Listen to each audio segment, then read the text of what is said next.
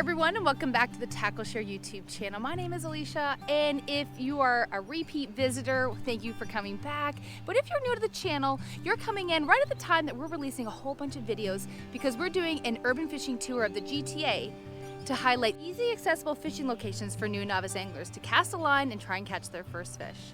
In this video, we are at Port Credit Memorial Park in Mississauga along the Credit River, very close to Lake Ontario. Parking is free, however, we noticed that depending on where you park, there are different time allowances, so be sure to check the signs depending on where you park. It's a short 2-minute walk from the nearest bus stop, there's no admission costs, and you can access the public washroom at the Port Credit Memorial Arena nearby.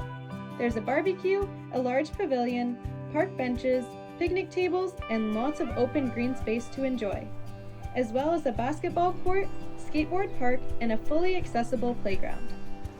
All right, so we're at the Port Credit Memorial Park. We just threw a line in before even really preparing to do a video, and I caught my first fish. Unfortunately, it's a goby, but at that, a pretty big goby. Woo. So the unfortunate thing for this gentleman, because it's a round goby, it's actually an invasive species, and as per the fishing regulations, I can't actually return it to this water body alive. So I'm gonna go ahead and dispatch it and keep on fishing. If you look closely, you can see that these invasive round gobies are teasing me with little bites pushing on my bobber. Although they are not the target species that we are looking for, I think for new and novice anglers looking to gain an experience, you can go out and try and catch these round gobies. It's fun for the kids, and you are doing a service by removing them from the water body. This helps to maintain a bit of a balance in the ecosystem because they are really aggressive eaters and they tend to eat a lot of our native fish species' eggs. So removing them helps our native species continue to persist.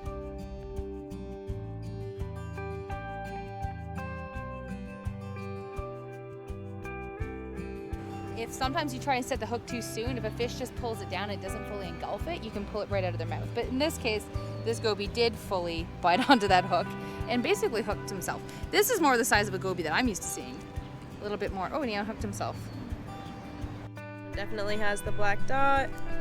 Definitely a round goby.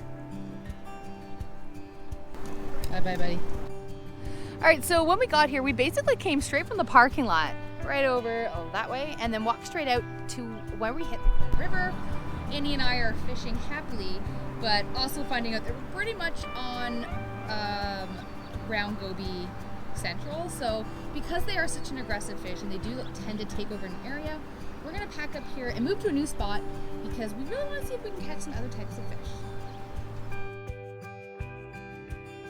If you keep your eyes open while on the walkway, you may catch a glimpse of some local fish species not in the water.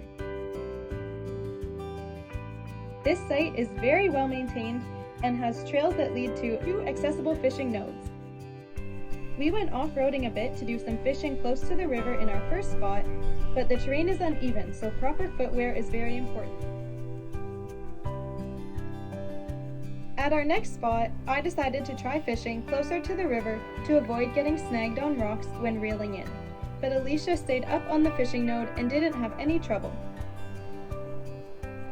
The second node has a railing, it's a bit closer to the water, and there is some aquatic vegetation, which may be where some fish are hiding out. Although we mostly caught round goby during our quick visit, depending on the season, you can also expect to catch panfish, bass, trout, salmon, and walleye. Make sure you always check the regulations before you go fishing. This park is located in Fisheries Management Zone 16, also known as FMZ 16. Be sure to note your slot sizes and available species before heading out to go fishing. All right, well, that's it for our video. Thank you so much for watching. If you liked the video, make sure to give us a thumbs up. Subscribe to the channel and tap that notification bell to keep more fishing content coming your way. We've already done a lot of different locations and highlighted great urban fishing spots for new and novice anglers, but we also have lots more to come, so stay tuned. See you next time.